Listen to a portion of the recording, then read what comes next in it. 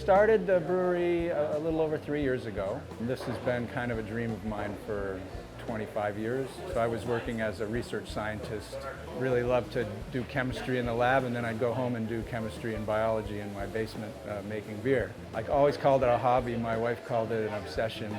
And she eventually let me take my obsession to this level here, trying to emulate these classic European beer styles, allow people to taste them as freshly as possible. Where we needed the sensing help was in the fermentation side of things. All of the fermenters are individually temperature controlled. Those different temperatures cause the beer to taste a lot differently. If you have a lager that's fermenting at 50 degrees and you lose the ability to cool it, and it spikes up to, say, 65 degrees, that changes the character of the beer completely. The idea was that we could put a temperature sensor somewhere in that cooling system. From all this data, I have a better idea of how our system is reacting to the load that we're putting on it. So I would know that if our system wasn't working properly, and potentially that would save thousands and thousands of dollars worth of product from going bad.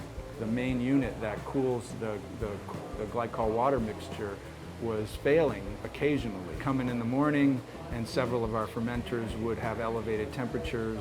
Fortunately, we didn't lose a batch of beer. If we add any more fermenters, I'm going to need a higher capacity chiller to handle that load.